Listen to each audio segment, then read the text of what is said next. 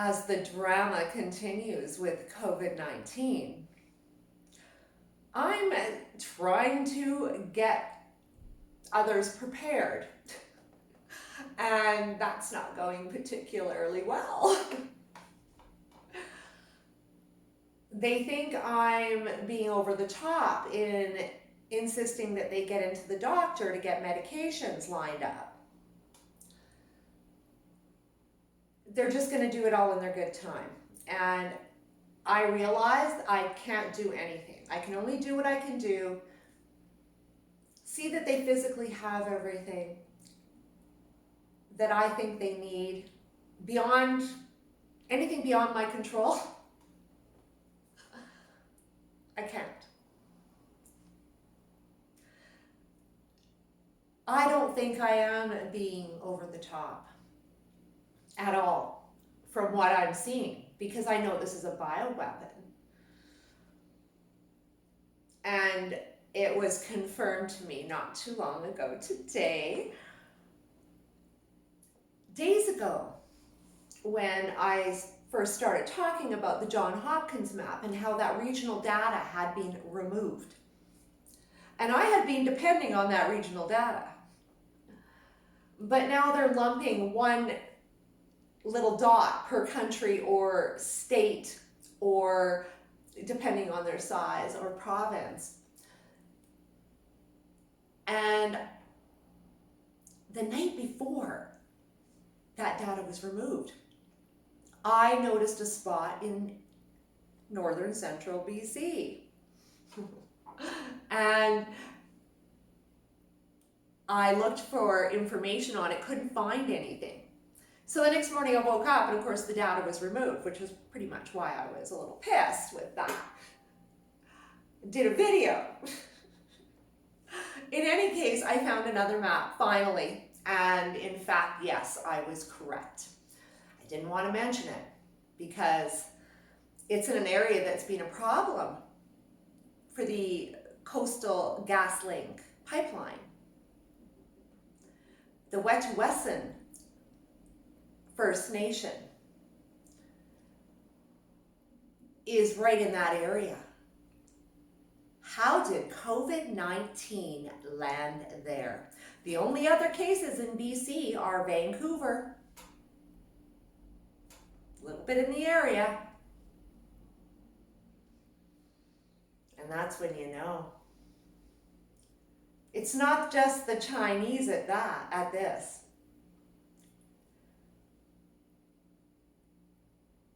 This is being used as a bioweapon in order to reorganize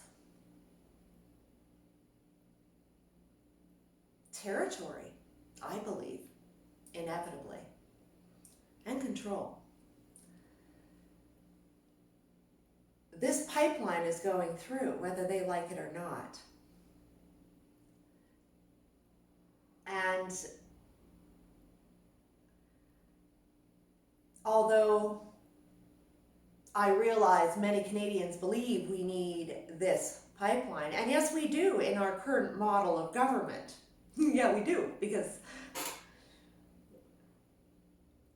our policies are being dictated by people who want this global model.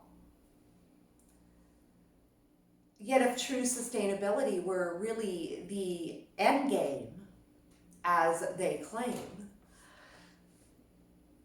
wouldn't we be moving towards self-sufficiency?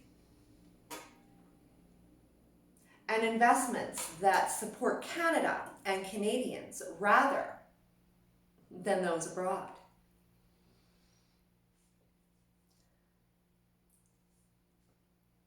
If this exercise is going to open our eyes to anything,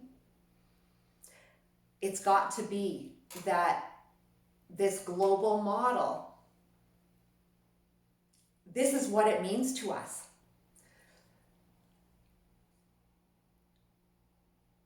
When nations lose their ability to fend for their citizens in times of a global emergency like a pandemic, which should have been called long ago.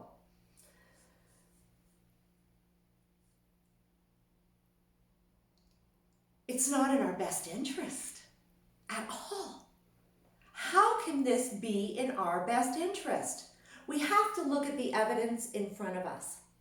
And we've got to look back through time, and instead of saying, it's just the way the world goes, no, why? Why are we submitting to this?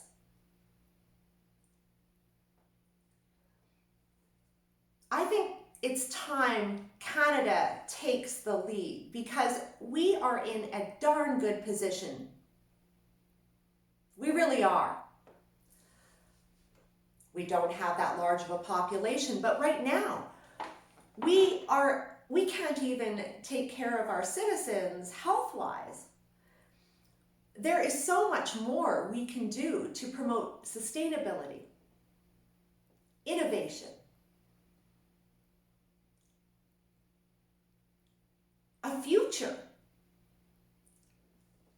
that we created, not interests other than our own. Corporations from abroad changing the dynamic and the very landscape of our country. And we're letting them do it. I really think we need to bring this home and reassess, because Agenda 2030 is the path we're on.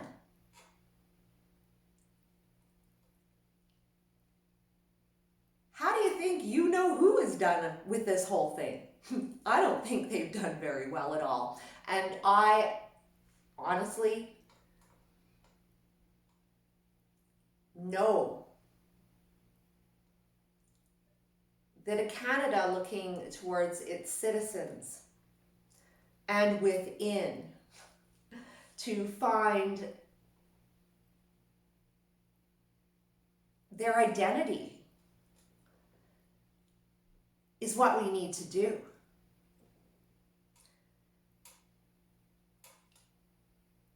We are a unique country. And I have traveled a lot. And there's been many times that I've thought, I want to live in another place. And I've tried too. But I always end up coming back. Why?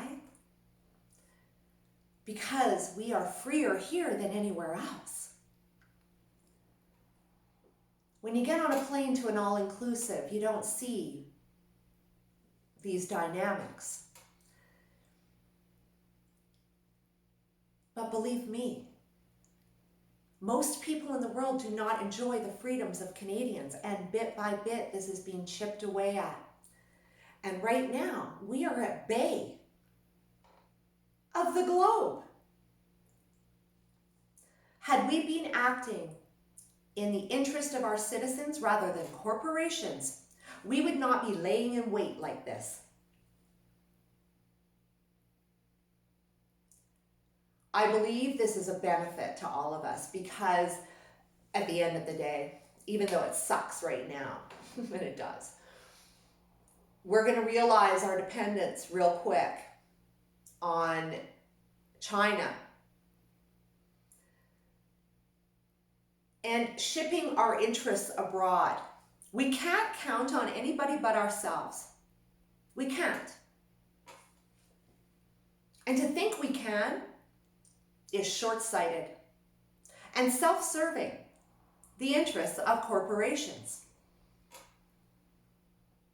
We talk about developing local economies when all our legislation just breaks it down. They say one thing on one hand, yet the opposite effect is the reality.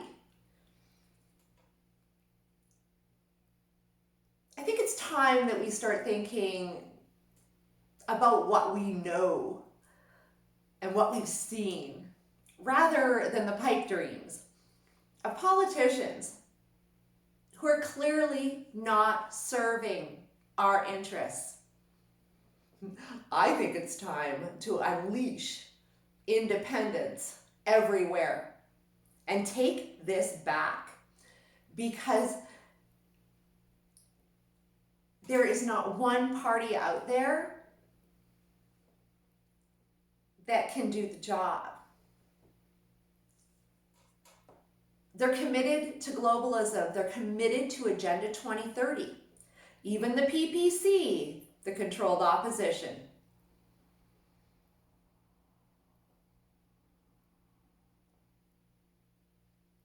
I think it's time we reach deep inside and remember who we are.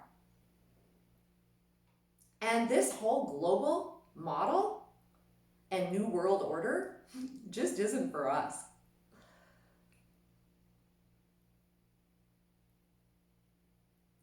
I want to see Canada as the leader it is. We've just become complacent, reliant on others to do our bidding. And I think it's time that we bring it home for generations to come. If you haven't subscribed to my channel, please do. I love the comments on YouTube, and we're actually getting conversations going over there, so that's very cool. And if you're not following me on Facebook, please do. You'll find I have a lot more information there. I don't do a ton on Instagram. Quite honestly, it's not my demographic. I don't get a lot of action there. And I've decided that, you focus where you're getting the action, and that's what we're doing.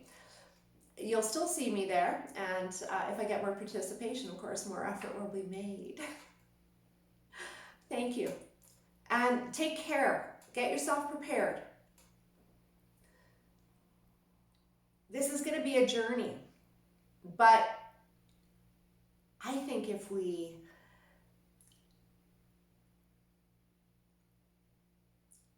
use it like a timeout